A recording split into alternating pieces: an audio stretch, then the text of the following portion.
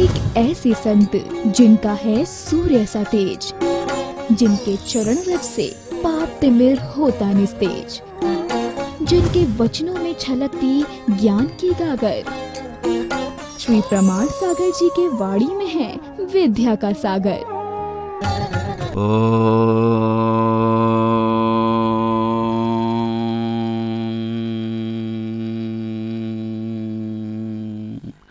नमः सिद्धेभ्यः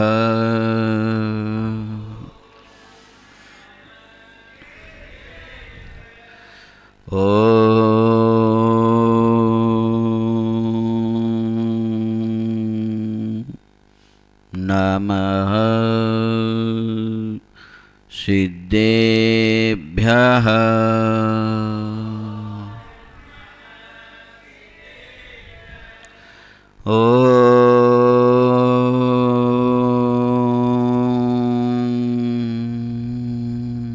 नमः सिद्धेभ्यः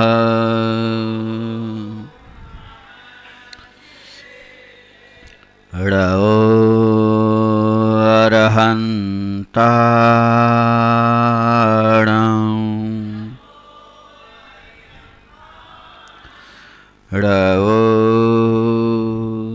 सिद्धाणं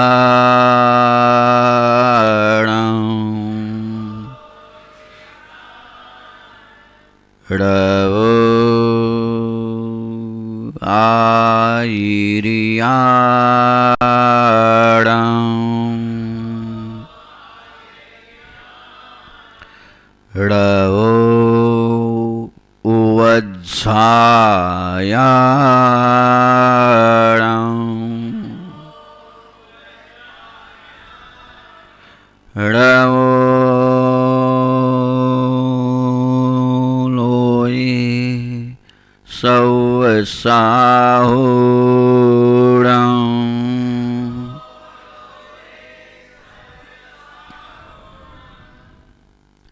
जय बोलो अनंतानंद सिद्ध परमेष्टि भगवान की।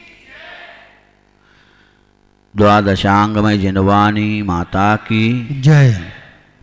चारित्र चक्रवर्ती आचार्य शांति सागर जी महाराज की जय। संत शिरोमणि आचार्य गुरुवर विद्यासागर जी महाराज की जय।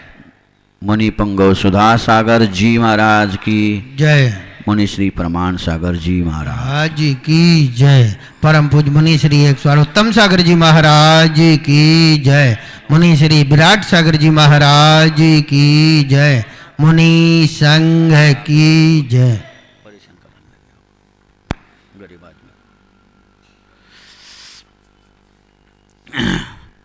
बहुत पहले मैंने पढ़ा था और वह भी मुनि श्री जी के प्रवचन की किताब में ही पढ़ा था। बहुत अच्छा लगा मुझे कि उसमें एक उदाहरण, इतना बढ़िया उदाहरण था कि एक आपके यहाँ जिसको रानी बोलते हैं, वैसे तो नाम शुद्ध नाम तो मेहतरानी हैं, लेकिन रानी बोलते हैं आप लोग, मेहत हटा देते हैं, मेहतरानी। तो एक मेहतरानी अपने सिर पर मल से भरा हुआ एक घड़ा ली हुई है, तो एक पात्र ली हुई है, और एक कुत्ता मरा हुआ था वहीं, उसको रस्सी बांध करके पकड़ खींचते हुए ले जा रही है, और खुद ही वो गंदी है ही। हाथ में मरा हुआ कुत्ता, हाथ मल से लथपथ हैं, सिर पर मल का घड़ा है, और एक हाथ में उसने क्या किया है, गंगा जल वगैरह जो जल है, जल लेकर के भूमि शुद्धि करती हुई जा रही है। बोलो जी कि भूमि शुद्ध हो सकती है? हैं? मरे हुए कुत्ते को पकड़ के ले जा रही है घिसेटती हुई, मल का पिटारा भी सिर पे हैं और हाथ में पानी जल के गंगा जल के भूमि शुद्धि करती हुई जा रही है। भूमि शुद्धि ऐसे पानी छिटकाने से होता है क्या? हो जाएगी भूमि शुद्धि? होता है कभी कभी। एक बार की बात है, समय सागर जी हमारे संग में, समय सागर महाराज बता रहे थे, इसरी में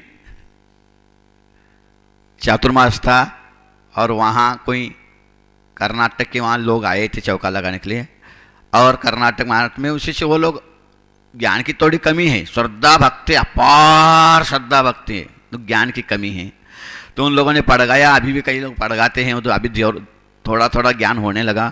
पढ़गाने के बाद महाराज जी को पढ़गाने के बाद महाराज के आगे एक दो होते हैं और महाराज पीछे आते, महाराज जी भूमि शुद्धि, महाराज भूमि शुद्धि, महाराज भूमि शुद्धि, भूमि शुद्धि, भूमि शुद्धि करते हुए अपने चौके तक ले जाते हैं।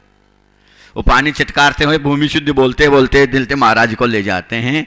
तो एक बार समय सागर को पड़ गया, ले जा रहे थे और रास्ते में बहुत सारे जूते पड़े थे दरवाजे के पास, और जूते पर पानी डाल रहे हैं, उसको पैर रखते हुए जा रहे, हमारा भूमि शुद्धि।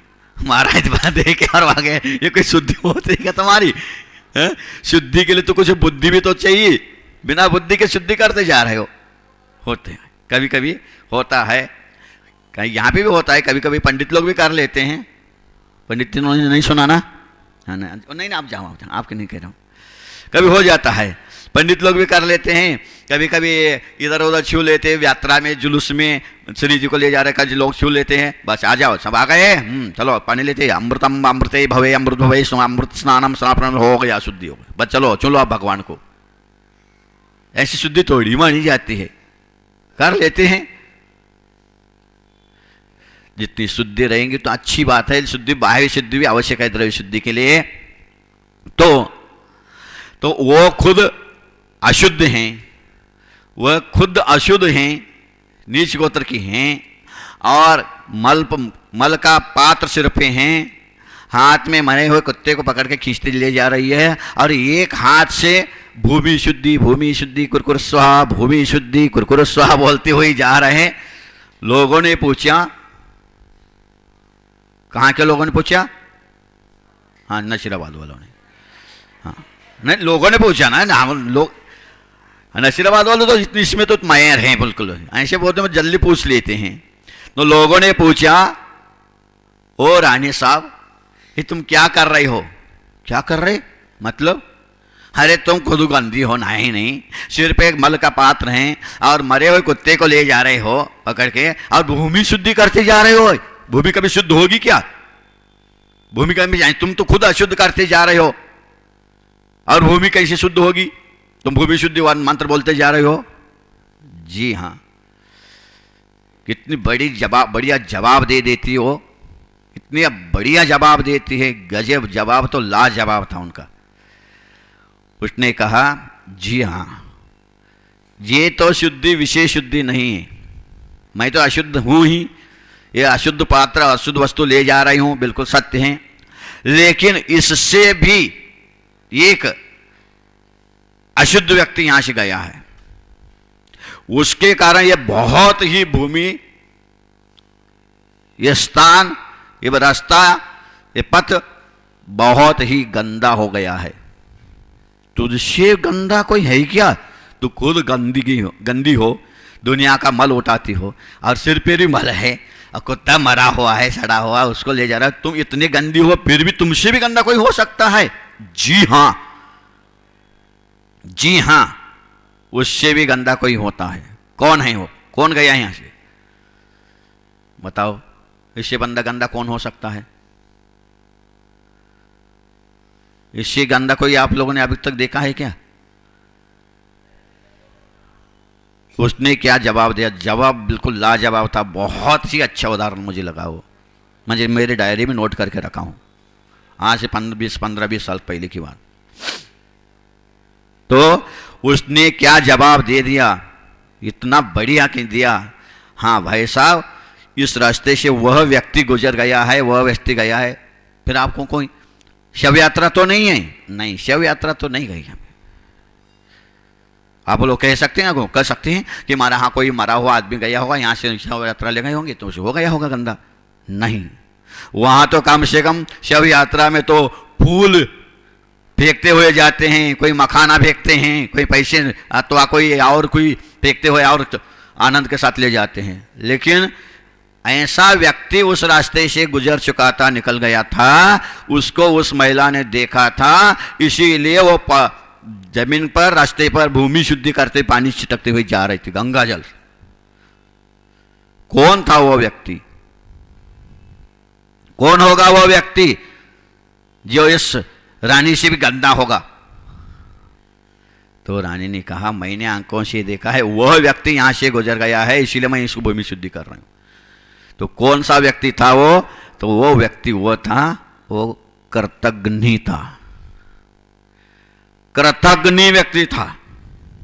एक कृतघ्न और एक कृतघ्नि, ये दो शब्द हैं। आज दो शब्दों के बारे में सोचना है, एक कृतघ्न और एक कृतघ्नि। कृतज्ञ, एक कृतज्ञ, मराठी में कृतज्ञ बोलते हैं, शुद्ध भाषा तो वही है न। कृतज्ञ और कृतघ्नि। कृतज्ञ, ज्ञ यानी ज्ञ धातु जानने के अर्थ में आता है, ज्ञ धातु जानने के अर्थ में आता है। तो किए हुए उपकार को जो जानता है वह कृतज्ञ कहलाता है। कृतज्ञ, किए हुए उपकार को जो जाने वह कृतज्ञ कहलाता है, और किए हुए उपकार को जो भूल जाता है उसको बोलते हैं कृतघ्नि। उसको कृतघ्नि बोलते हैं। तो उस रानी ने कहा, महतो रानी ने कहा कि वो व्यक्ति यहां से गया है, इसीलिए भूमि इतनी अपवित्र, यह रास्ता इतना गंदा हो गया है, मेरी इस गंदगी से भी ज्यादा गंदा है। किए हुए उपकार को जो भूल जाता है वो सबसे बड़ा गंदा आदमी, सबसे बड़ा खतरनाक आदमी माना जाता है। बहुत गंदा है, उससे ज्यादा गंदा दुनिया में कोई नहीं हो सकता है।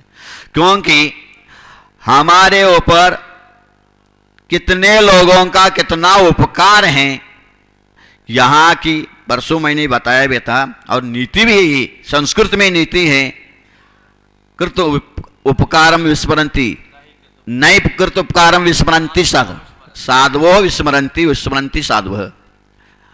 तो किए हुए उपकार को जो नहीं भूलता है वह श्रावक होकर के भी साधु के ही समान है। साधु मतलब सज्जन, साधु का अर्थ होता है सज्जन। किए हुए उपकार को कभी नहीं भूलता है वह कहलाता है सज्जन साधु। सज्जन साधु। तो अपने ऊपर कितने लोगों के कितने उपकार हैं, उस उपकार के लिए जल्दी से जल्दी आप भूल जाते हैं, तो ये बहुत बड़ा दोष माना जाता है, बहुत बड़ा दोष माना जाता है। एक शब्द का भी ज्ञान किसी से मिला है तो उसको कभी नहीं भूलना चाहिए, ऐसे आगम शास्त्र में लिखा हुआ है। तो अपने लिए क्या क्या मिला है किससे? एक बार मैं बेलगांव में था, कर्नाटक में। वहां पहले से मैं जाके 8-10 दिन तक रुका था। बाद में तरुण सागर जी आ गए, तरुण सागर से मिलने गया, मिला भी, उनके साथ एक बार आहार भी हो गया। फिर 3 दिन का उनका कड़वे प्रवचन का कार्यक्रम था, उसमें भी मुझे बुलाया, मैं गया। मुझे भी 5-10 मिनट 15 मिनट बोलने को दिया उसने, महाराज जी ने, मैंने भी बोला। तो महाराज जी ने जब बोला, महाराज जी का प्रवचन मैंने सुना। महाराज जी ने एक शब्द बहुत बढ़िया कहा था उस समय, सारे श्रावकों से, युवकों से विशेष करके महाराज जी ने कहा था उस समय कि ये मेरे जवान श्रावकों, कभी भी अपने माता पिता के ऊपर लांछन मत लगाना, आरोप मत लगाना, क्योंकि आज देखते हैं सारे जवान लोग अपने माता पिताओं को ये सबसे बड़ा आरोप लगाते हैं, क्या दिया तुमने मुझे, जन्म तो दे दिया लेकिन बाकी क्या दिया, क्या धन संपत्ति दी तुमने, मात्र जन्म दे दिया, कुछ नहीं दिया। ये कभी मत बोलना, ये कभी मत बोलना। क्यों? क्योंकि माता पिता ने जो दिया है वो दुनिया में कोई दे नहीं सकता है। माता पिता ने जो दिया है वो दुनिया में कोई नहीं दे सकता है। क्या दिया है माता पिता ने? धन संपत्ति, घर द्वार, दुकान धंधा नहीं। ये एड़ी से लेकर चोटी तक ये 6 फीट का जो तुम्हारा शरीर है, निरोग शरीर है, ये निरोग शरीर किसने दिया है जी? बोलो, ये किसका है? किसी गुरु ने दिया है कि भगवान ने दिया है कि माता पिता ने दिया है? सबसे बड़ा उपकार, सबसे बड़ा उपकार माता पिता का है। माता पिता अगर तुम्हें बचपन में पोलियो डोज नहीं पिलाते तो आज हाथ पैर लटकते हुए गली गली में घूमते। सबसे बड़ा उपकार है, क्योंकि सबसे पहला सुख निरोगी काया है। तुम्हें निरोगी बनाया मां बाप ने, तो सबसे बड़ा उपकार किसका है जी? मां बाप का है ना। ये निरोगी काया नहीं देते तो निरोगी काया तुम्हें 6 फीट की जो काया दी है, 5 फीट की काया दी है, ये मां बाप का सबसे बड़ा उपकार है। शरीर संपत्ति सर्वश्रेष्ठ संपत्ति मानी जाती है, और शरीर संपत्ति नहीं है, बाकी सारी संपत्ति है,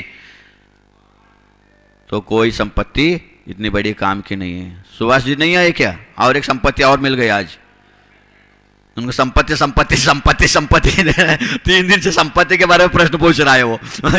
एक बार संतान ही संपत्ति है, महाराज कहते व्रत ही संपत्ति है, ज्ञान ही संपत्ति है। आज मैंने कहा सबसे बड़े संपत्ति निरोग शरीर ही सबसे बड़ी संपत्ति है, क्योंकि निरोग शरीर से ही तुम योग भी कर सकते, भोग भी कर सकते, ध्यान भी कर सकते हैं और दान भी कर सकते हैं। जो चाहो इस शरीर से कर सकते हैं। तो इस शरीर को देने वाले, निरोग बनाकर देने वाले वो माँ बाप हैं। तो माँ बाप का बहुत बड़ा उपकार है, बहुत बड़ा उपकार है।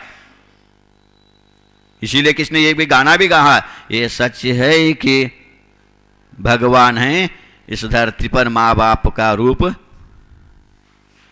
ये विधाता की पहचान है, विधाता की पहचान है। ये सच है कि धरती पर भगवान है, क्योंकि भगवान को किसने देखा, लेकिन माँ बाप भगवान से कम नहीं है, ध्यान रखना। तो सबसे बड़ा उपकार माँ बाप का है, उसको पहला मानना पड़ेगा। अब उससे पहले मैंने एक बार कहा भी था मुक्तक में, आप लोग ध्यान हो नहीं हो, तो इस धरती पर 3 माताएं होती हैं, 3 माताएं होती हैं, 3 से ज्यादा माता नहीं है। सबसे पहली माता कौन सी माता है? जो जन्म देने वाली पहली माँ, जन्म देने वाली पहली माँ, वो माँ है। जन्म लेने के बाद बाहर पहले, सबसे पहले तुमने पैर कहाँ रखा? हाँ, वाह, धरती माँ कहा है हमारे देश में। इस माँ को, भारत को धरती माँ, भारत माता कहा है। तो जननी माँ एक है पहली, उसके बाद जन्म के बाद जगह देने वाली धरती माँ है। ये 2 माँ तो चाहिए। उसके बाद इस आत्मा में धर्म को जन्म देने वाली जिनवानी माँ है। ये 3 माँ के अलावा चौथी माँ जिसके जीवन में आएगा वो माँ त्राही माँ हो जाएगा, त्राही माँ हो जाएगा, त्राही माँ हो जाएगा। ये 3 माँ तो 3 लोक में सर्वश्रेष्ठ हैं। तो माँ बाप का उपकार सबसे बड़ा उपकार है। उसके बाद माँ बाप तन को जन्म दे सकते हैं, तन को निरोग बना सकते हैं, बनाते भी हैं, बनाना उनका कर्तव्य है। वो तो ठीक है ही, उपकार है ही, क्योंकि इस तन से ही अपन चेतन का उद्धार कर सकते हैं। क्योंकि माता पिता मात्र इस मनुष्य पर्याय में ही मिलते हैं। त्रियंश पर्याय में भी है लेकिन उसको माँ बाप की कोई कीमत नहीं वहाँ पे, लेकिन मनुष्य पर्याय में ही माँ बाप की कीमत है, क्योंकि नरक में भी माँ बाप नहीं है और स्वर्ग में तो है ही नहीं। तो माता पिता का महत्व इस धरती पर मनुष्यों को विशेष रूप से है, क्योंकि माता पिता तन को दिया है। यह तन गर्भ से लेकर के चिता तक जलने जब तक नहीं जाएगा तो आप प्राण जब तक इसमें हैं, जब तक प्राण निकलेगा नहीं तब तक ये तन साथ रहेगा। ये तन को जन्म देने वाले माता पिता हो गए, लेकिन तन के अंदर जो चेतन बैठा है, चेतन को सचेत करने वाले महात्मा होते हैं। ध्यान रखना, चेतन को सचेत करने वाले, तन को माता पिता और चेतन को जागृत करने वाले, चेतना में चेतन में चेतनता लाने वाले, उस चैतन्य चमत्कार आत्मा का चेतन का ज्ञान कराने वाले महात्मा है। तो ये महात्मा भी हैं, इनका भी बहुत बड़ा उपकार है। इन महात्माओं से कुछ भी इतना भी मिल जाए तो कभी उसको भूलना नहीं चाहिए, लेकिन इंसान स्वार्थ के कारण बहुत जल्दी माता पिता को भूल जाते हैं, गुरु को भी भूल जाते हैं, यहाँ तक को भगवान को भी भूल जाते हैं, क्योंकि अपना स्वार्थ सिद्ध होना चाहिए, चाहे कुछ भी हो जाए, चाहे कुछ भी हो जाए। तो ऐसे कृतघ्न दुनिया में कभी भी जीव आत्मा का अपना खुद का कल्याण कर नहीं सकता है, चाहे वो कितना भी दान धर्म करे, पूजन पाठ करे, जप तप करे, व्रत उपवास करे, चाहे यहां तक कि साधु भी बन जाए, तो भी अगर गुरु का उपकार भूल जाता है नहीं हो सकता, तीन काल में नहीं होगा उसका कल्याण। तो स्वार्थ के पीछे इंसान, यह जीव क्या क्या करता है, बहुत ही सुंदर गुरुदेव ने दिया हुआ उदाहरण है। मेरा कुछ भी नहीं, मैं बार बार सब लोगों से कहा है, कहता रहूंगा कि मैं तो एक ट्रांजिस्टर हूं, मैं तो एकमात्र रेडियो हूं, और मेरे 2-3 स्टेशन है, मैंने आप लोगों को बताया था, इसमें कोई मेरी कमी नहीं है, मैं जो है सो सही कह देता हूं, जो दिल में है वो बता देता हूं। मेरे BBC लंदन तो गुरुदेव हैं, और विविध भारती तो सुधा सागर जी हैं, और FM तो बोलो, बताया था मैंने, बताया क्या नहीं? बिल्कुल बताया है, जो है सो उन्हीं का है भैया। हम तो ट्रांजिस्टर है, रेडियो अपने तरफ से कुछ नहीं बोलता, जो स्टेशन में बोलते हैं उसी को बोलता है, मात्र रिफ्लेक्शन कर देता है ही नहीं हमारे पास। हम तो पढ़े लिखे है ही नहीं, पहली सी बात पहले ही कह रहा हूं। लेकिन किए हुए उपकारों को कभी नहीं भूलना चाहिए। तो गुरुदेव ने एक बहुत ही सुंदर उदाहरण दिया था, बहुत सुंदर उदाहरण दिया था प्रवचन में। एक श्रावक बहुत ही धार्मिक और उस गांव का मुखिया, समाज का मुखिया, और अतिशय धार्मिक, रोज पूजन पाठ अभिषेक करने वाला, जब भी महाराज आए तो चौका लगा करके आहार दान देने वाला, अतिशय धार्मिक, अतिशय श्रावक, सज्जन भी था, गुणवान भी था, सब कुछ। तो एक बार की बात है, एक बार एक गांव में, उस गांव में महाराज जी आ गए। महाराज जी आते ही उनका चौका तो लगता ही था, चौका लगाया। चौका लगाने के बाद महाराज का आहार हुआ उनके घर में, और घर में गांव में एक ही चौका लगा था उनका। तो महाराज का आहार उस घर में हुआ, और घर में कौन? पति पत्नी और सास और बहू, बेटा और बहू और खुद का पति पत्नी, 4 ही लोग, बस चौथा है ही नहीं। और चौका लगाया, और चौका भी कैसा? घर में ही सराफे की दुकान है और अंदर ही चौका है, घर है उसका।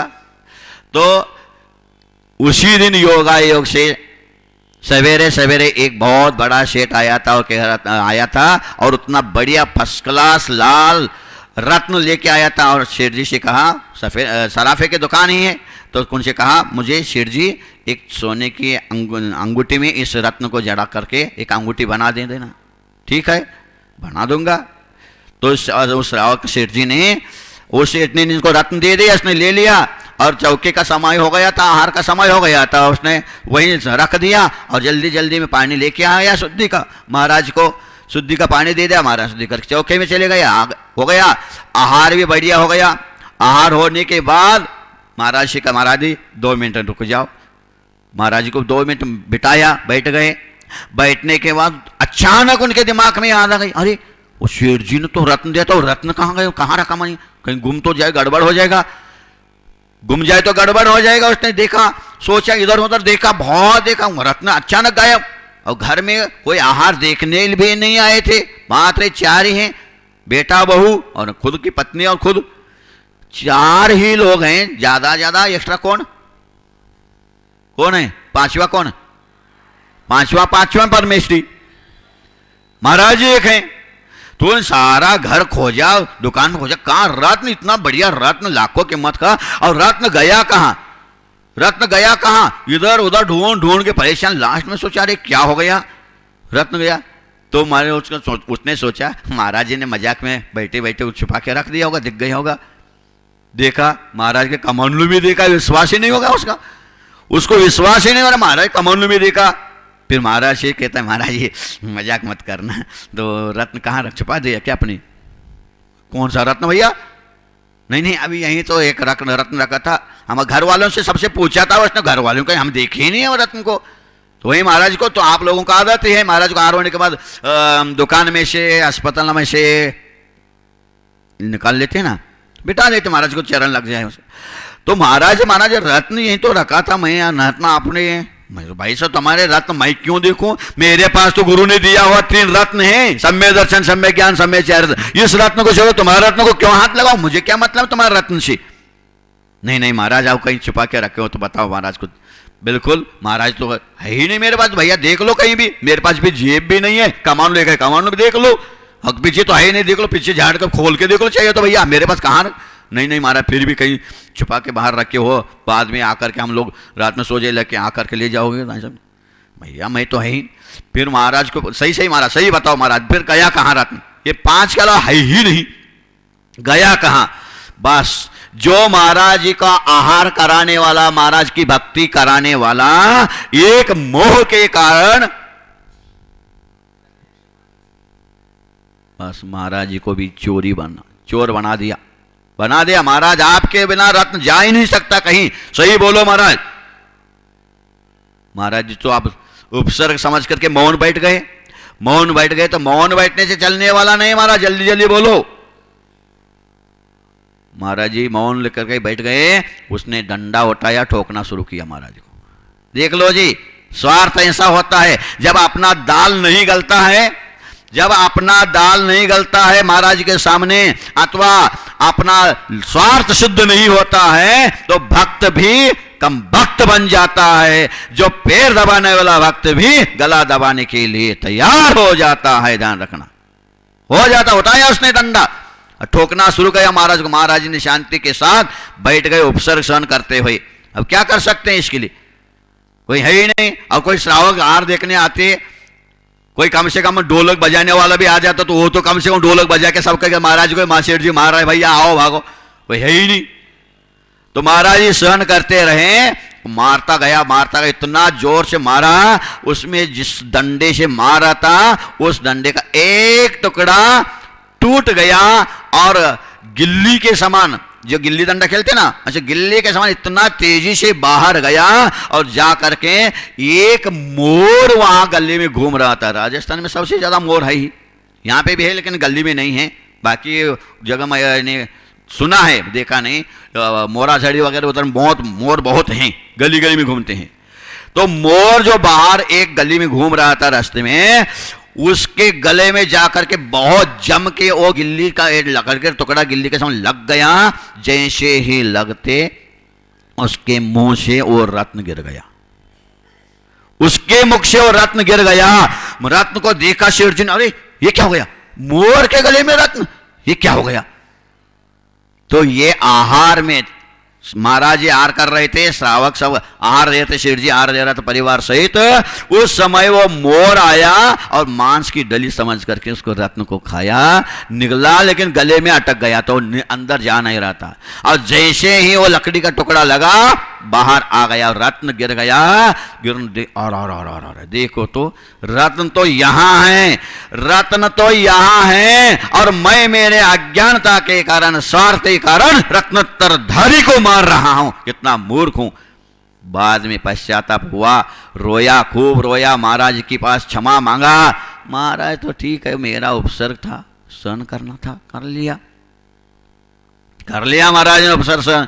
लेकिन देखो तो जो महाराज को प्रेम से, भक्ति से, नवदा भक्ति से आहार दिया, वही अपने स्वार्थ के कारण महाराज को भी ठोक के जम के मारा।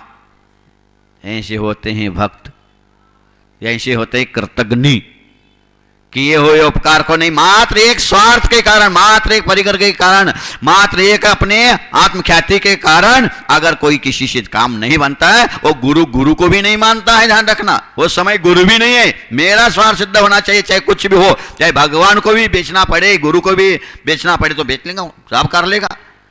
कैसा आश्चर्य है ये संसारी प्राणी का स्वभाव, बड़ा आश्चर्य लगता है। जिसने तुम्हारे हित के लिए सब कुछ किया, उसी को तुमने ऐसा कर दिया। धन्य धन्य धन्य। तो उस वेश्या का उत्तर सुनते ही सब लोग अवाक रह गए। बात तो बिल्कुल सत्य है। उस गंदी वेश्या अपने मैत्राणी से भी बहुत गंदा कहलाता है जो किए हुए उपकार को भूल जाता है। इसलिए जिंदगी में माँ बाप को, महात्मा को, भगवान को कभी मत भूलना। चाहे प्राण भी नौचार करना पड़े उनके लिए तो अवश्य कर देना, लेकिन उनको कभी भी मत भूलना, क्योंकि इन्हीं से ही हमारा सब कुछ होने वाला है। बाकी सब नश्वर है, धन परिधन परिजन सब नश्वर है, ये अविनश्वर पर देने वाले ये हैं, इनको कभी मत भूलना। अब भूलोगे तो फिर तो तुम्हें जीवन में कुछ भी याद नहीं रहेगा। तो यही कल्याण करने वाले हैं। जब और फिर भी नहीं कहते थे, आधा घंटा हो गया। जीवन में कृतज्ञ मत बनो, कृतज्ञ बनो, जो किए हुए उपकार को जानो, तुम्हारा जीवन उद्धार होगा, कल्याण होगा। जय बोला आचार्य गुरु विद्यासागर जी। ओम बाद में 1 घंटा हो गया हमारा, आधा घंटा। ओम शांति। ओम नमः शिवाय। जय बोलो अहिंसा परमो धर्म की। परम पूज्य आचार्य गुरुवर श्री विद्यासागर जी।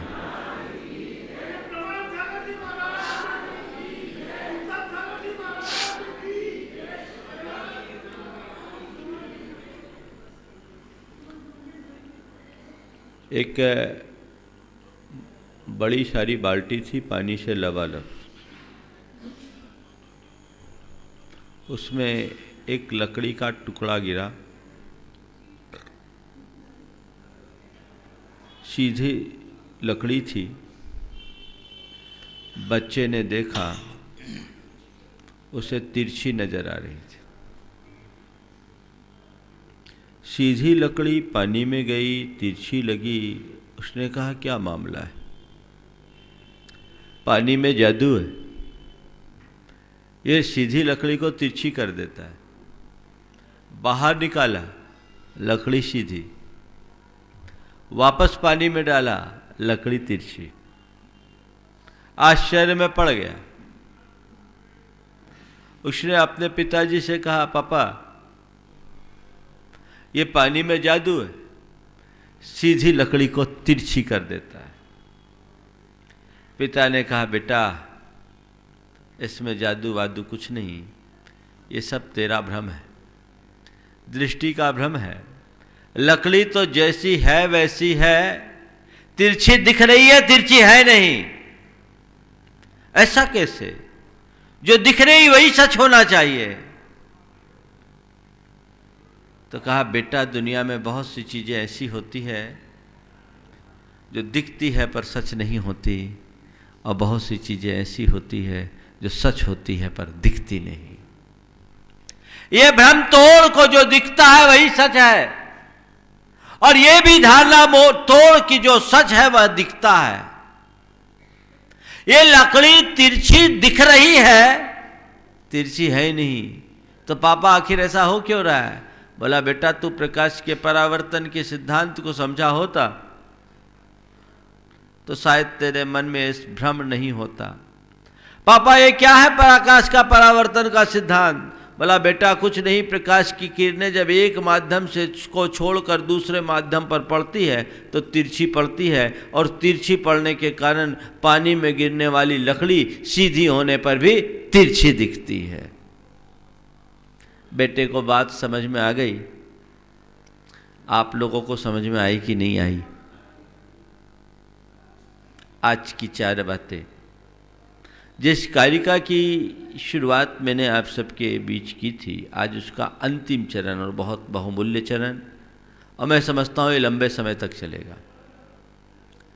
आराध्यंत जिनेन्द्र गुरु से विनतिर धार्मिक है प्रीति रुच्चे पात्रेषु दानमापत निहत जनकृते तच्च कारुण्य बुद्ध्या तत्वाभ्यास स्वकै व्रतरति रमलम दर्शनम यत्र पूज्यम तद गार्हस्थम बुधाना मितरदि पुनर्दुख दो मोह पास। निर्मल सम्यक दर्शन जीवन का सबसे महत्वपूर्ण तत्व है। धर्म आराधना की वास्तविक शुरुआत सम्यक दर्शन से होती है।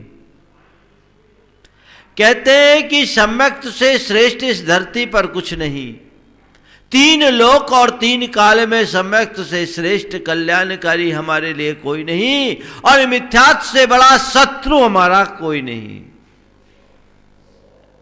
हम रोज सम्यक और मिथ्यात्व की बात सुनते हैं, पर है क्या,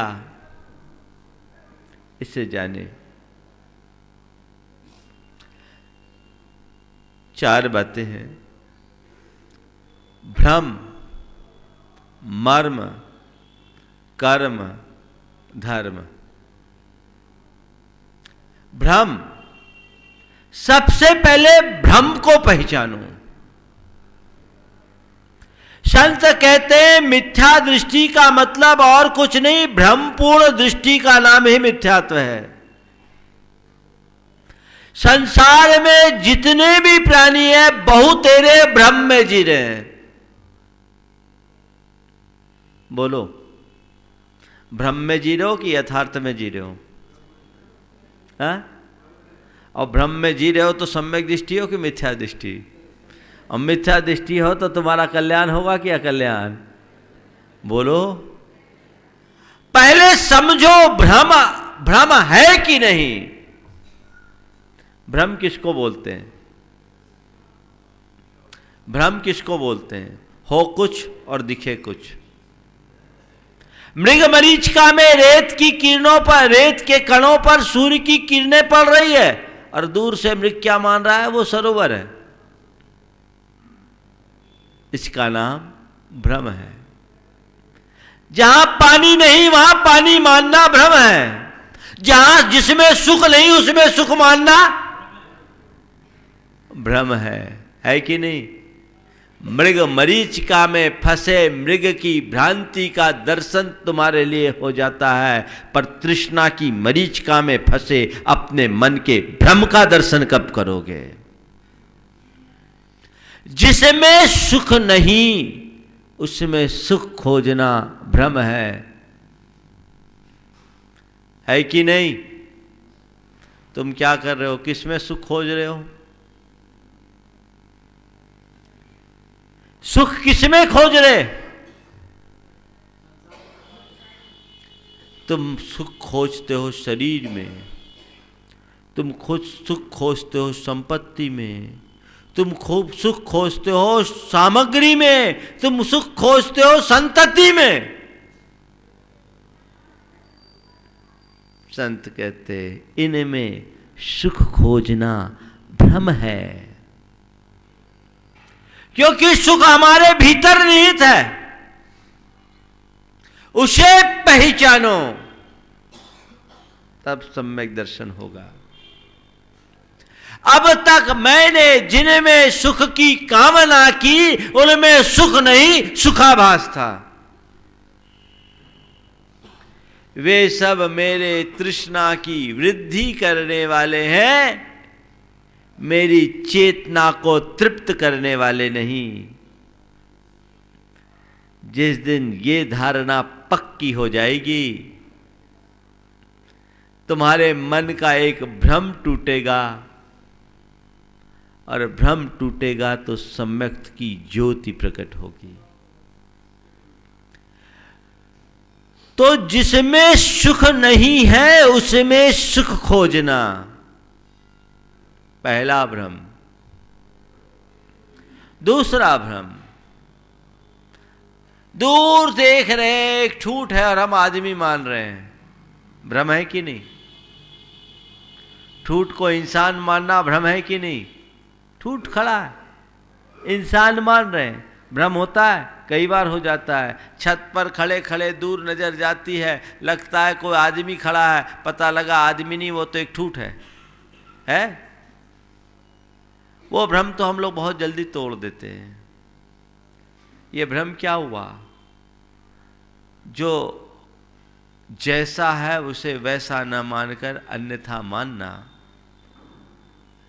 हो कुछ और देखे कुछ, इसका नाम भ्रम है। हो कुछ और हम समझे कुछ, इसका नाम भ्रम है। बस ये शरीर है और भीतर की आत्मा है, शरीर को ही देखें और आत्मा मान ले, शरीर रूप ही अपनी आत्मा को माने। ये भ्रम है कि नहीं? है। और जब तक ये भ्रम है तब तक सम्यक दर्शन नहीं। आचार्य पूज्यपाद स्वामी कहते हैं, देहात्म विभ्रांतो बहिरात्मा। शरीर में आत्मा बुद्धि रखने वाला बहिरात्मा है। स्वरूप से अनजान रहना, स्वरूप अनभिज्ञता एक बड़ा भ्रम है। ये भ्रम जिसको होगा वो जिंदगी भर दुखी रहेगा। तो हमने पर में सुख माना, ये मेरा भ्रम। हमने अपने आप को शरीर रूप माना, ये मेरा भ्रम। और फिर आकाश में सुंदर से नगर की रचना हुई, हम मुग्ध हो गए, क्या सुंदर इंद्रधनुषी छटा। और हमने सोचना शुरू कर दिया, देखो ये क्या अच्छा रूप।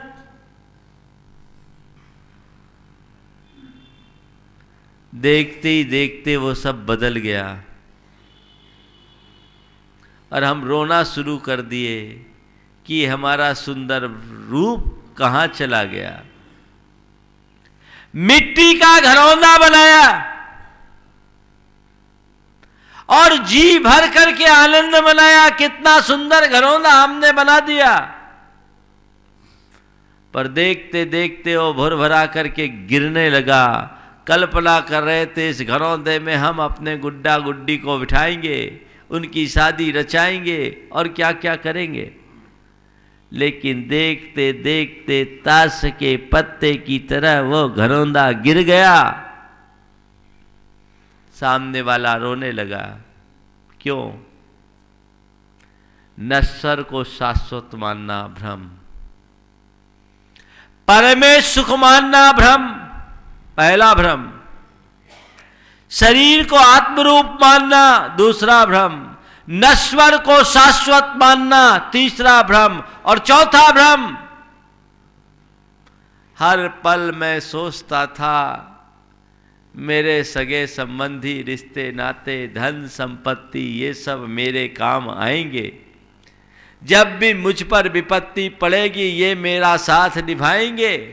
पता लगा मरणासन स्थिति हो गई, न मेरा पैसा काम आया, न मेरे संबंधी काम आए, न मेरे परिजन काम आए, सब मुंह ताकते देखते रह गए।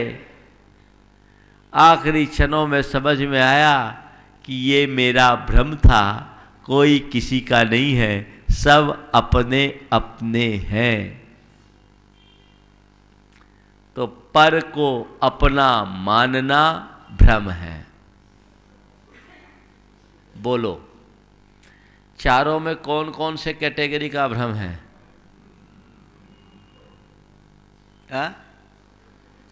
पर में सुख मानते हो तो अभी संसार लंबा है। शरीर को आत्मरूप मानते हो, अभी सम्यक की कोई भूमिका नहीं। नश्वर को शाश्वत मानते हो, सम्यक दर्शन से कोई नाता नहीं।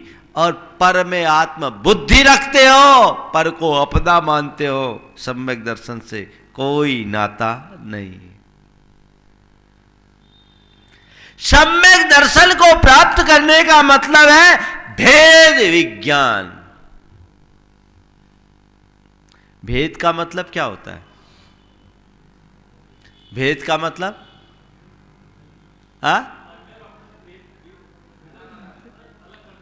भेद का मतलब पृथकता ही नहीं, भेद का मतलब है रहस्य। उसने सारा भेद दे दिया, भेद खुल गया, बोलते हैं ना।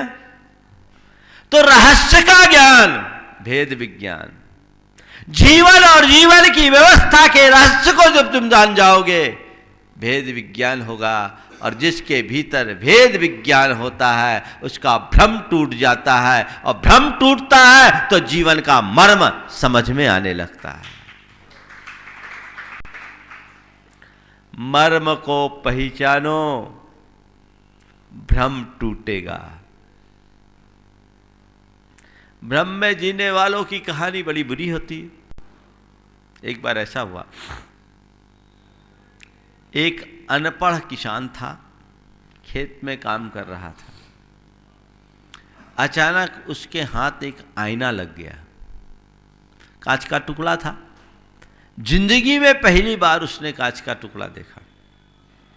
उसे पता नहीं था ये कांच का टुकड़ा क्या होता है, लेकिन जैसे उसे उठा के देखा, ये चमकदार चीज क्या है, सूर्य की किरणों का रिफ्लेक्शन पड़ रहा था। उठा के देखा तो उसमें उसकी तस्वीर, छवि उभरी।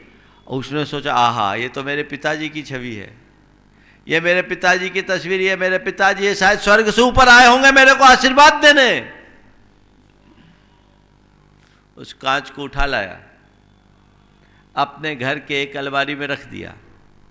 रोज सुबह निकलता तो उसे देखकर मुस्कुराता, जी भर करके हंसता, मन प्रमुदित होता। लौट कर आता तो सबसे पहले उसी को देखता, बंद कर देता। पत्नी ने देखा, आखिर मामला क्या है, ये क्या करते हैं, रोज किससे मिलते हैं, ये क्या करते हैं। पत्नी ने एक दो बार पूछा तो उसने टाल दिया, तो और उसकी शंका बढ़ गई। दाल में काला है, दाल में काला है, मामला गड़बड़ है, कुछ गड़बड़ झाला है। पूछ ही नहीं बताया। तो एक दिन चोरी से ताला तोड़कर उसने कांच देखा। अब क्या था, उसका प्रतिबिंब पड़ा।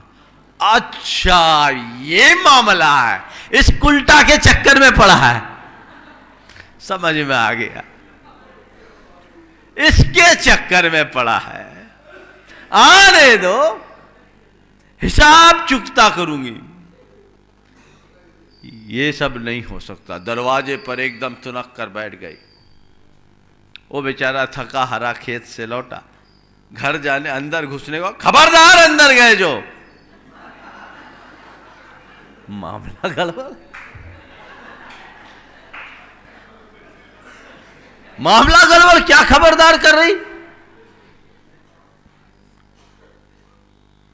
बोला पहले उस कुल्टा को बाहर निकालो। कौन सी कुल्टा? बोले मैं कुछ नहीं सुनूंगी, कह दिया ना उस कुल्टा को बाहर निकालो, या तो मैं रहूंगी या वो रहेगी। वो बेचारा घबराया, एकदम मामला गड़बड़ हो गया। बोले बात क्या है, कौन सी कुल्टा? वो जिसे तुमने अलमारी में छिपा के रखा है। अलमारी में छिपा के रखा, उसमें तो मेरे पिताजी है। बोले है, मेरे को बेवकूफ बनाते हो, पिताजी मैं जानती नहीं क्या, चलो दिखाओ। अलमारी खोला, दोनों ने एक साथ तस्वीर देखी, दोनों ने एक साथ कांच को देखा, दोनों का प्रतिबिंब उभरा। बोला देख मेरे पिताजी है। एकदम तुनक के बोली, बोले अच्छा, मुझे क्या पता था, तुम्हारा बाप भी ऐसे ही बिगड़ैल था।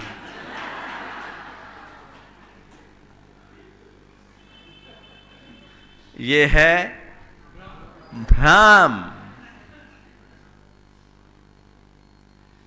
जिस दिन तुम्हारा यह भ्रम टूट जाएगा, सारा दुख दूर हो जाएगा, सारा दुख दूर हो जाएगा। समझो, सुखी होने का मार्ग यही है। आगे चल करके मैं इसकी चर्चा करूंगा। आज इसे केवल भूमिका के रूप में लेना। जब तक भ्रम नहीं टूटता, यथार्थ परक दृष्टि विकसित नहीं होती, जीवन के मर्म को नहीं समझते, कल्याण नहीं होगा।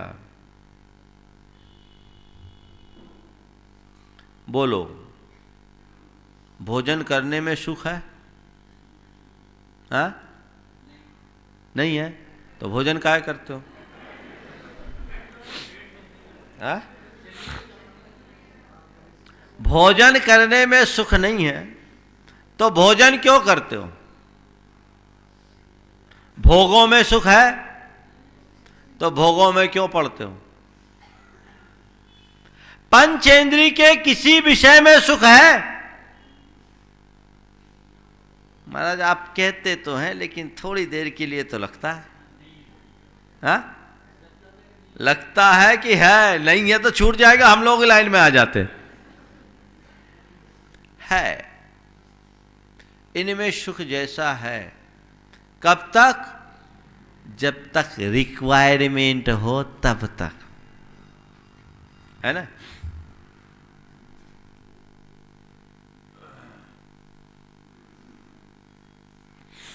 ये बताओ, भोजन खाना करना शुरू करते हैं, शुरुआत में भोजन के प्रति जितनी रुचि होती है, आखिरी तक वैसी रुचि बनी रहती है? क्या होता है? क्यों घटती है? इसलिए समझदार लोग अच्छे आइटम बाद में निकालते हैं ताकि इंटरेस्ट क्रिएट हो जाए, थोड़ा इंटरेस्ट क्रिएट हो जाए। रुचिवर्धक चीजें, ऐसा कहा जाता है। भोजन की शुरुआत मधुर रस से करो और बीच अंत में चटपटी चीजें लो, और अंत उसका मधुरता से करो। ऐसा कहते हैं, आद्य मधुर अंत मधुर, बीच में चटपटी चीजें, ताकि इंटरेस्ट क्रिएट हो। क्यों? हमारा मन है, उसको जब तक किसी चीज की रिक्वायरमेंट होती है तब तक वो हमें रुचिकर लगती है, और जब रिक्वायरमेंट खत्म हो जाती है, कितनी भी अच्छी वस्तु क्यों ना हो, वो अरुचिकर सी प्रतीत होने लगती है। रसगुल्ला किसी को बहुत प्रिय हो, खूब रस ले लेके खाता हो, और पेट भर जाने के बाद अगर कोई कहे कि भैया एक पीस और ले लो, एक पीस नहीं भाई, अब नहीं होगा, एक पीस भैया, ज्यादा मत करो, उल्टी हो जाएगी। होगी? पहले सुल्टी हो रही थी, अब उल्टी हो रही है। क्यों? ये बात मान करके चलो कि रोटी खाने का मतलब है क्षुधा का निवारण, दुख का निवारण नहीं। सुखी वो नहीं जिसे भूख लगने पर रोटी मिल जाए। सुखी वो नहीं जिसे भूख लगने पर रोटी मिल जाए। सुखी वो है जिसे भूख ही ना लगे और रोटी की जरूरत ही ना पड़े। समझ गए? तो कौन सुखी? इसे पहचानो, इसे जानो। हम पर में सुख मानने की इस भ्रांति को तोड़े। ज्ञान ही सुख है, सुख हमारे भीतर है, उसे पहचाने। जो इसे जानता है, जो इस मर्म को जानता है, वो फिर कभी उलझता नहीं।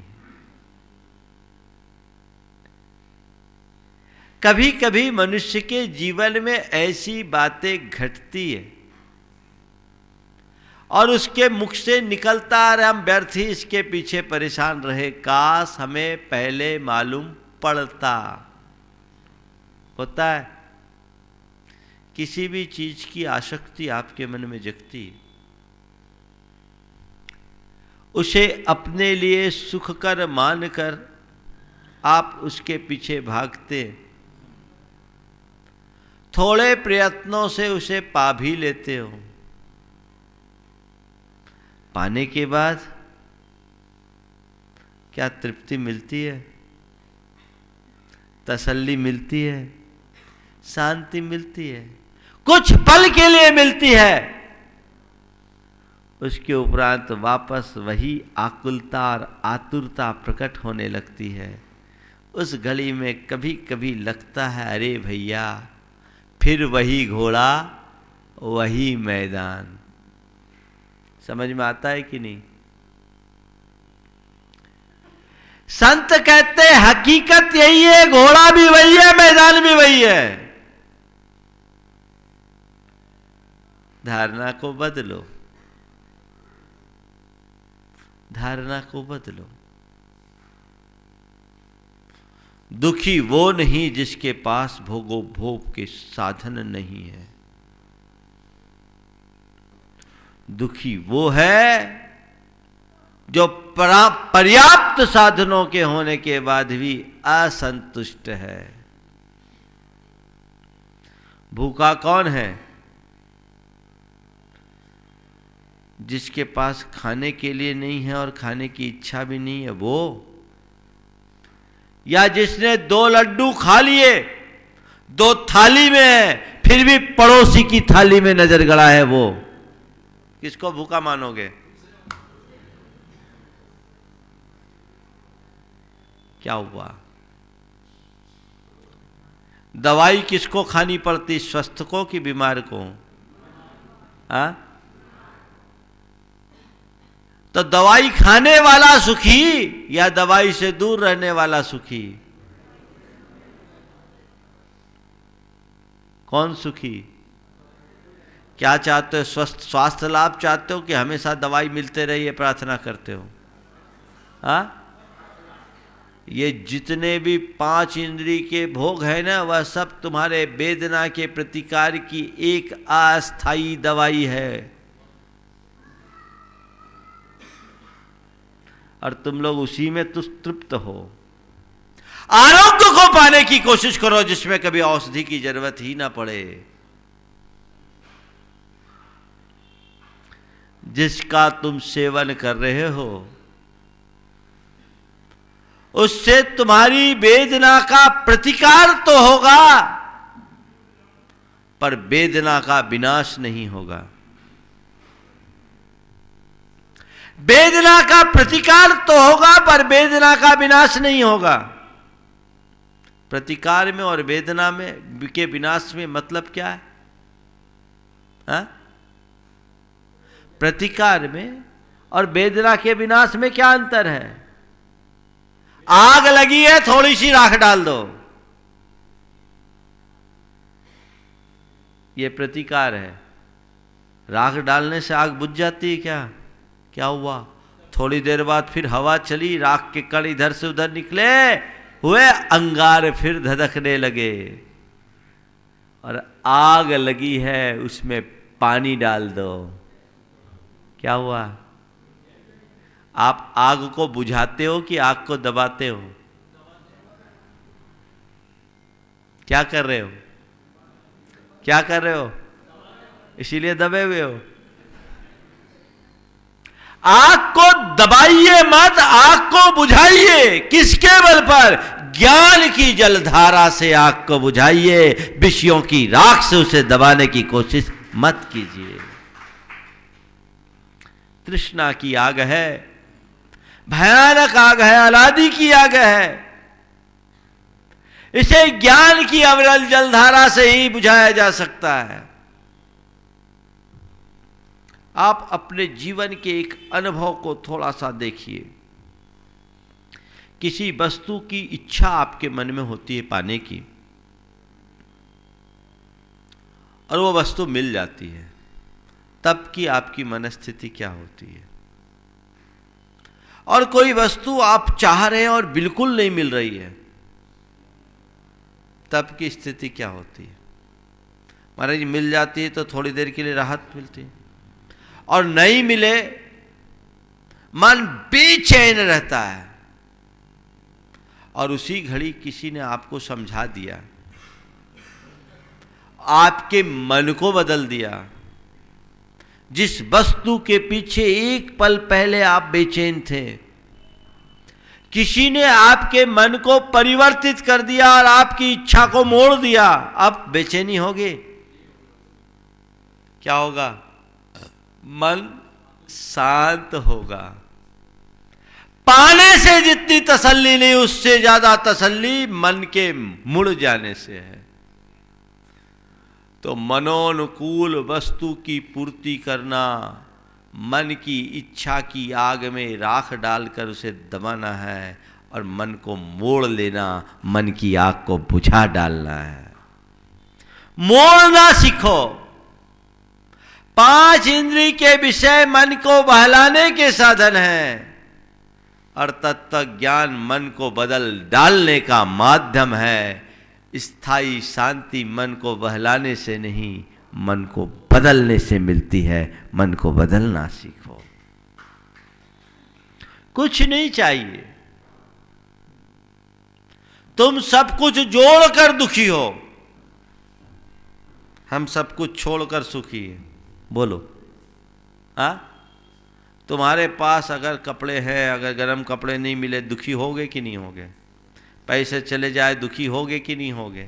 थोड़ा नुकसान हो जाए, कोई पेमेंट खा जाए तो दुखी होगे कि नहीं होगे? होगे?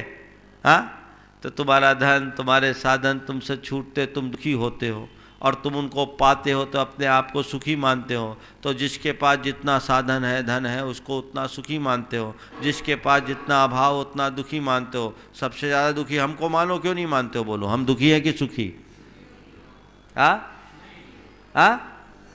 सुखी है। हमारे पास क्या है सुखी होने को?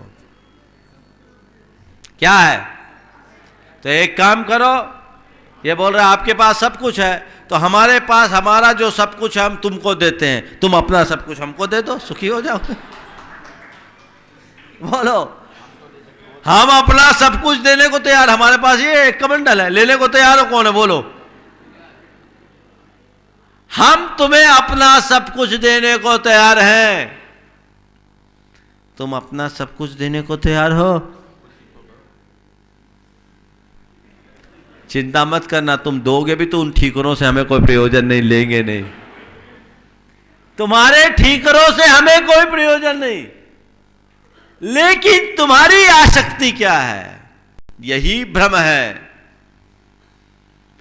पर में सुख खोजने की कामना, भ्रम। शरीर में आत्मा की तरफ दृष्टि रखना, दूसरा भ्रम। नश्वर को शाश्वत मानना, तीसरा भ्रम। और पर को अपना मानना भ्रम है।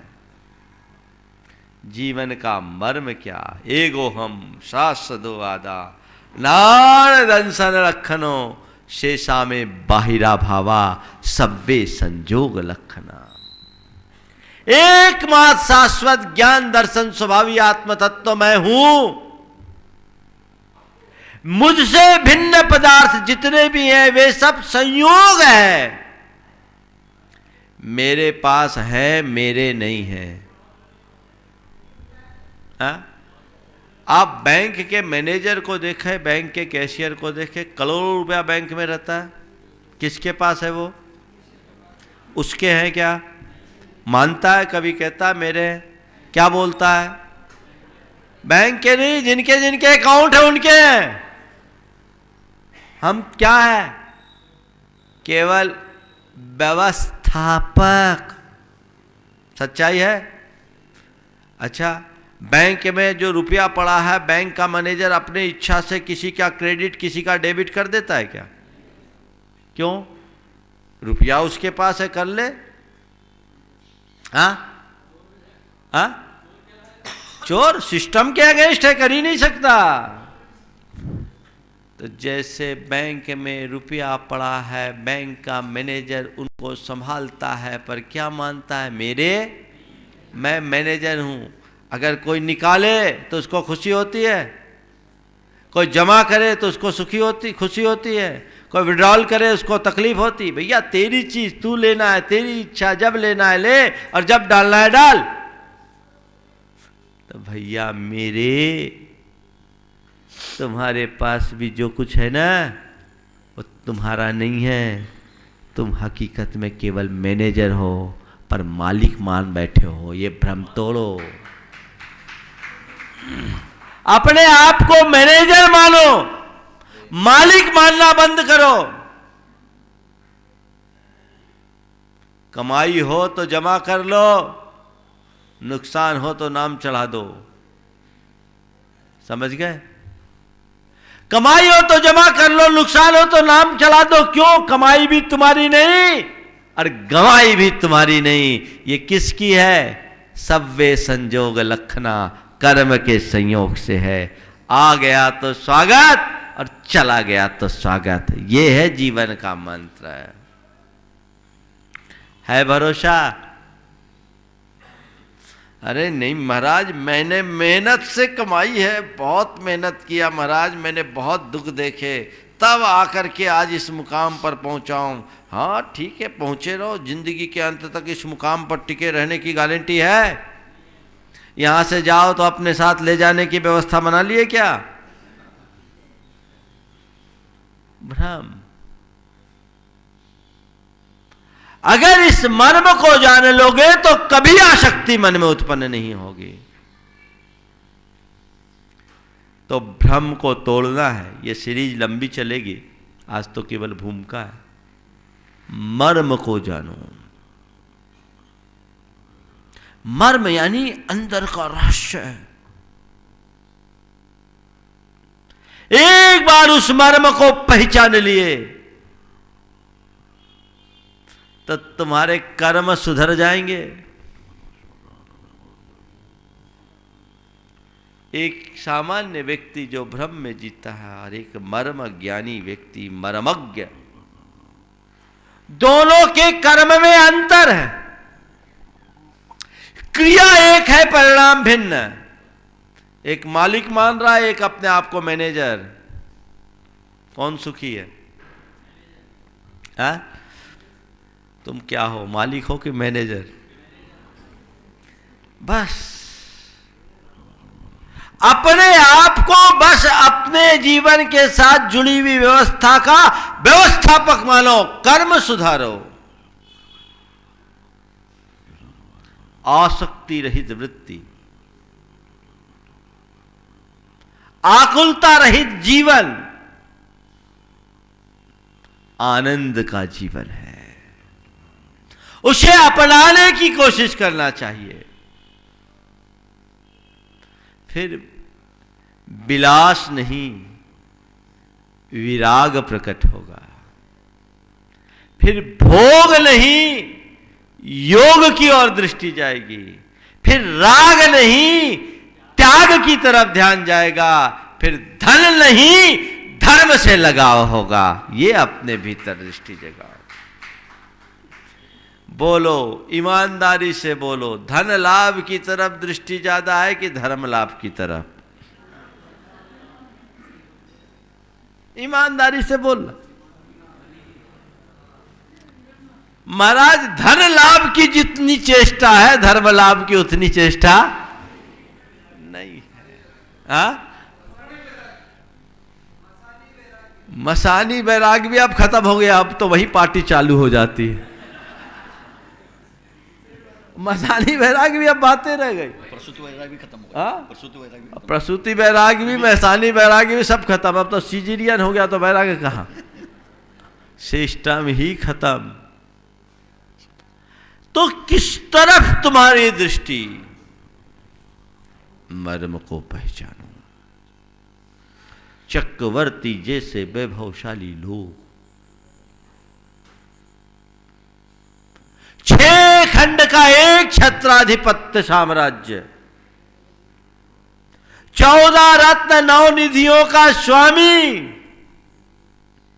क्या मानता है? दुनिया उसका स्वामी है। मैं तो अपने भीतर के ज्ञान दर्शन स्वभावी आत्मा का स्वामी हूं, इसके अलावा और कुछ नहीं।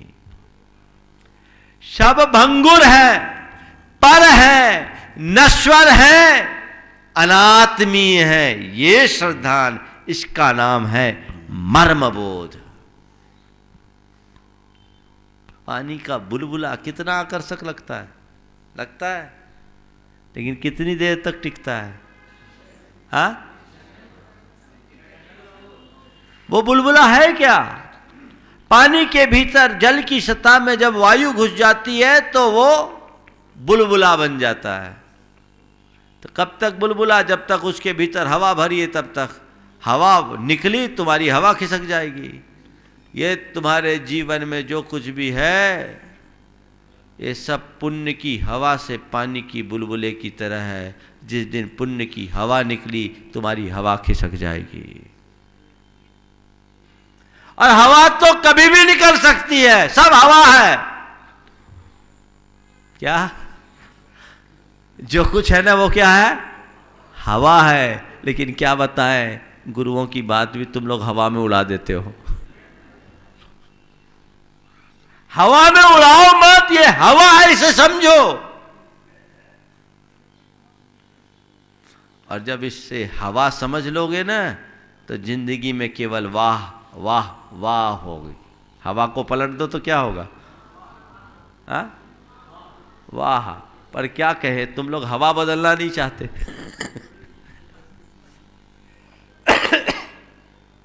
तो मर्म को पहचानिए, कर्म को सुधारिए, अपनी चर्या और क्रिया में बदलाव लाने का सुयत्न कीजिए। अभी तक मैंने जो कर्म किए, मैंने जो करनी की वो अलग, अब मैं अपनी धारा बदलूंगा। अभी मेरा इष्ट कुछ और था, अब मेरा इष्ट कुछ और होगा। बस यही हमारा धर्म है, इसे अपना लेंगे तो हमारे जीवन का निश्चित कल्याण होगा। समय आप सबका हो रहा है। समय 1008 समय 1008 बज गए। बिल्कुल 1008 हो गए, इसलिए अधिक विस्तार मतलब 10:08। हाँ, इसलिए आज संकेतों में मैंने बातें की। भ्रम, मर्म, कर्म, फिर धर्म। लंबे समय तक इसकी विवेचना चलेगी। आज भूमिका है, इस भूमिका के अनुरूप आप लोग अपने आगे के कार्य करें ताकि हम सबका जीवन धन्य हो सके। आप लोगों ने कल पंच कल्याणक के लिए निवेदन किया था, हम लोगों ने उस पर विचार भी कर लिया। ये नसीराबाद वालों का पुण्य है। हम लोग आए तो यहाँ 8-10 दिन के मूड से थे, इसीलिए पीसागन भी नहीं रुके। बहुत आग्रह था पीसागन वालों का, एक विधान करवाना चाह रहे थे। हमको क्या पता था कि नसीराबाद आएंगे तो ये निमित्त बनेगा। ये बिल्कुल पक्की तरह से साबित हो गया कि नसीराबाद वालों का पुण्य तो गाढ़ा है, आपका गाढ़ा निमित्त बन गया। भगवान के प्रतिष्ठा का कार्यक्रम पंच कल्याणक के लिए आप लोगों ने निवेदन किया। हम लोगों ने आपस में विचार करके उसके लिए अपनी सहमति भी आज आप सबको दे रहे हैं। पर हम चाहते हैं पंच कल्याणक करो, पूरे पंच कल्याणक का पूरा आनंद लो। अब पूरा आनंद कब लगेगा? जब ताम झाम करके पूजा विधान ज़्यादा अच्छे से करोगे तो। ताम झाम कम करके, मुझसे कह रहे थे महाराज बाहर टेंट लगा करके बड़ा आयोजन करे। जगह आयोजन बड़ा करने का करना चाहो तुम कर सकते हो, हमको ऐतराज नहीं, पर तुम करोगे तो तुम सब बाहर के आयोजनों में ही लग जाओगे। जो अनुष्ठान का मजा लेना उससे वंचित रह जाओगे। क्या चाहते हो बोलो? हाँ, अनुष्ठान का मजा लेना चाहते हो तो बस इसी पंडाल के मध्य हो समोसर में भगवान का पंच कल्याणक होगा और पूरा आनंद लेना है, जी भर करके लेना है। समझ गए? ये मत सोचना कि छोटे पांडाल में आयोजन हो रहा है तो पंच कल्याणक लघु होगा। पंच कल्याणक लघु नहीं होता, पंच कल्याणक तो पूरा पंच कल्याणक होता है और सारा मजा आपको यहां देखने में मिलेगा। बल्कि मेरा एक्सपीरियंस ये बताता है कि बाहर के मंडपों में जो पंच कल्याणक का आनंद है उससे अनंत गुना आनंद आपको यहां मिलेगा। इसमें शुद्धि होगी, विशुद्धि होगी, मजा पूरा होगा। तो आगामी 3 फरवरी से 9 फरवरी का डेट उसका निकला है। उस डेट की तैयारी आप लोगों को कर लेनी है। अब आपको तो केवल बाहरी और भीतरी, बाहरी तैयारी के लिए ज़्यादा कुछ नहीं है। यही मंडप बन गया, यहीं वेदी बन जाएगी, यहीं भगवान है, बगल में मंदिर है, आनंद आएगा। एक प्रयोग की तौर पर हम नसीराबाद से इसकी शुरुआत करना चाहते हैं कि हम लोग पंच कल्याणकों के मॉडल में कुछ परिवर्तन करें, क्योंकि आजकल बहुत पंच कल्याणक होने लगे। अभी ब्यावर में हुआ, विजयनगर में हो रहा, केकड़ी में होना ही है, सब आजू बाजू 50 किलोमीटर के रेंज में।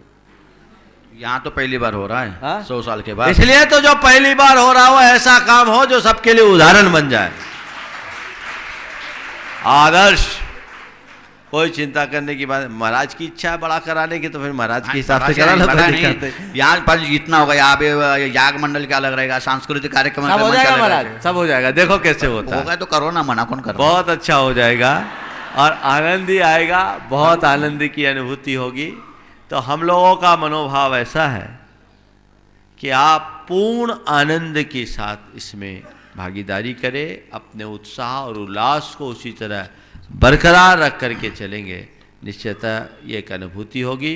कल प्रातःकाल एक महत्वपूर्ण कार्य जिसकी सूचना भी आपको दी जा रही है, उसमें आपकी विशुद्धि बहुत जरूरी है, क्योंकि वेदी के निर्माण से पूर्व भगवान का विहार कराना जरूरी है। तो कल प्रवचन के समय में, कल प्रवचन नहीं होगा, कल वहीं पर रहेंगे। जो लोग उसमें जिम्मेदार रहेंगे वो मंदिर के पास रहेंगे, बाकी सब एक तरफ बैठकर स्त्री पुरुष नमोकार मंत्र का जाप करेंगे। 8:30 बजे से भगवान के विहार का कार्यक्रम होगा, ताकि एक वैकल्पिक जगह में भगवान को पंच कल्याणक होने तक विराजमान किया जाएगा। तो उसमें पूरे पंचों को भी रहना जरूरी है, समाज के लोग भी रहे, मंदिर के परिसर में पीछे रहेंगे, और जहाँ भगवान विराजमान करना है वहाँ उनकी पूरी व्यवस्था होगी। समय आपका हो गया। बोलिए परम पूज्य आचार्य गुरुवर श्री विद्यासागर जी महाराज की। जावानी के ज्ञान ते सुझे कालोक, सोबानी मस्तक धरो सदा दे है जिनवानी भारती तोय जपो दिन रैन, जो तेरा शरण आ गए सो पावी सुख चैन। गुणायतन जैन धर्म का एक अति महत्वपूर्ण ऐतिहासिक कदम होगा, जो सारे लोक के जीवन के गुणात्मक परिवर्तन का आधार बनेगा, और जीवन का गुणात्मक परिवर्तन ही मोक्ष मार्ग में सहायक होगा। इतिहास का हिस्सा बनने का अवसर कुछ ही जीवों को प्राप्त होता है, या यूं कहिए कि कुछ भाग्यशाली जीव ही ऐसे कल्याणकारी अवसर का लाभ उठा सकते हैं। आइए आप भी यथाशक्ति दान करें, इस मुहिम का हिस्सा बनें।